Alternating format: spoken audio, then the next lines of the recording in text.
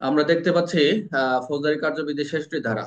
আচ্ছা, 66 ধারা এখানে একটু আলোচনা করে একটু দেখতে পারি। এখানে আমরা কিছু ছবি দেখছি, পুলিশ অফিসার বা পুলিশ, এখানে পাশে আমাদের অফিসার দেখা যাচ্ছে, বা এখানে তিনজন আসামিকে তার পাশে, তার মাস্কে তাদেরকে দেখা যাচ্ছে ধরে রেখেছে, আসামি হ্যান্ডকাপ পরানো। এখন এই স্যার আসামিগুলা, এখানে আপনার ছবি দেখতে চাইছিলাম স্যার। আপনি আচ্ছা ধরছেন না ঠিক আছে, আসামিগুলো আমার নাই? অনেক অনেক ছবি আছে, ওগুলো দরকার নাই।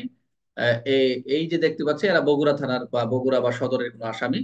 তো এই আসামিগুলা বগুড়া থেকে তারা বাংলাদেশের, এখন যে আমরা যেখানে আছি রাঙ্গামাটি, যে এই যে ছবিটা দেখা যাচ্ছে, বা চট্টগ্রাম তারা অবস্থান করতেছে। এখন আমরা জানতে পারছি যে এই এই আসামিগুলা এই বগুড়া সদর থানা থেকে পালায় এই চট্টগ্রাম আমাদের এই রাঙ্গামাটিতে চলে আসছে। যে কোনো প্রযুক্তি বা যে কোনো সহায়তা আমরা সোর্সের মাধ্যমে, বিশ্বস্ত সূত্রের মাধ্যমে জানতে পেরেছি যে তারা এখানে আছে। এখন আমাদের কার্যক্রম এই যে আমরা এখন দেখবো 66 ধারা ফৌজদারি কার্যবিধির 66 ধারা বলছে কি, আসামি পলায়ন করলে তাকে পুনরায় অনুসরণ পুনরায় গ্রেপ্তারের ক্ষমতা। আমরা ওই যে ফৌজদারি কার্যবিধি আমরা 58 করেছিলাম, 58 করেছিলাম কি, যে অপরের এখতিয়ারভুক্ত এলাকা আমরা অনুসরণ করতে পারবো, এটা আমাদের আইনের বিধান, আমাদের ক্ষমতা রয়েছে। আমরা বাংলাদেশের যে কোনো জায়গায় যেখানে যাক, আসামি পিছে পিছে যে কোনো জায়গায় যায়, চট্টগ্রাম যাক, পঞ্চগড় যাক, যেখানে যাক না কেন, হোয়াট এভার হি গোস, আমরা কি করব, আমরা তাদেরকে, এই যে আমাদের আইন বলে, এই 66 ধারার বিধান মোতাবেক আসামি যদি আইনসঙ্গত যদি হেফাজত থেকে পলায়ন করে, অথবা কোনোভাবে তাকে উদ্ধার করা হলে বা হেফাজত থেকে পলায়ন করেছে, যাই হোক না কেন, যে বিধানগুলো বলা রয়েছে, বাংলাদেশের যে কোনো জায়গা থেকে তার পিছিয়ে পিছিয়ে কি অনুসরণ করে তাকে গ্রেপ্তার করা যাবে। এই ফৌজদারি কার্যবিধি আমরা জাস্ট এই ধারাটা অনুসরণ করব এবং পুনরায় গ্রেপ্তার করবো বলেই দিছে। এখানে দেখেন, পাওয়ার, এটা আপনার ক্ষমতা, অন স্কেপ, পলায়ন, টু পারসিউ অ্যান্ড রিটেইন, আপনি অনুসরণ করবেন এবং রিটেক করবেন, পুনরায় তাকে গ্রেপ্তার করবেন। দেখেন, এখানে কিন্তু অ্যারেস্টটা বলছে, রিটেক বলছে, পুনরায় তাকে গ্রেপ্তার। এটা আপনার ক্ষমতা, পাওয়ার। আসামি পলায়ন করলে তাকে অনুসরণ করবেন ও পুনরায় তাকে অ্যারেস্ট করবেন। তাহলে আপনার পুলিশ সদর থানা থেকে যদি, এই যে কিছুদিন আগে আমরা বগুড়ার যে ঘটনা ছিল, জেলখানা থেকে পুলিশ, জেলখানা থেকে আসামি পলাইছিল, তখন আমি বগুড়া ছিলাম। খুবই ইন্টারেস্টিং একটা ঘটনা। যাই হোক, ঘটনা এখন বলার সময় নেই, তবে এই যে বিষয়গুলো আমাদের আইনের বিধান আছে, আমরা কিভাবে অ্যারেস্ট করব, যে কোথায় কোথায় যাবো, এটার বিধান বলা রয়েছে। তার মানে এই সেটার বিধান হচ্ছে, আসামি পলায়ন করলে আমরা পুনরায় কি করব, গ্রেপ্তার করতে পারবো। আসামি পলায়ন করলে অনুসরণ ও পুনরায় গ্রেপ্তার করার ক্ষমতা 66 দ্বারা। ক্লিয়ার? স্যার একটি প্রশ্ন ছিল স্যার। হ্যাঁ, বলুন।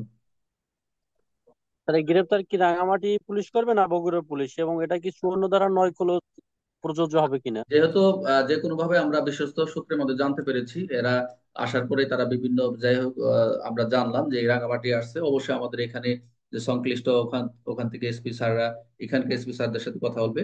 যে প্রসিডিউর যেটা বলা আছে সেই প্রসিডিউর অনুসরণ করে আমরা সরাসরি আমরা আমাদের টিম নিয়ে আসবো এখানকে। তারা এখানে স্যাররা আছে, তারা তাদের সংশ্লিষ্ট থানার মাধ্যমে আমাদেরকে সহযোগিতা করবেন এদেরকে গ্রেপ্তার করার জন্য। এই, এখানে স্যার বগুড়া পুলিশ আসতে পারবে না স্যার? হ্যাঁ অবশ্যই অবশ্যই, কেন না, আইনই তো বলতেছে, যেহেতু বগুড়া থানার আসামি, আসবো না? ক্লিয়ার সবাই?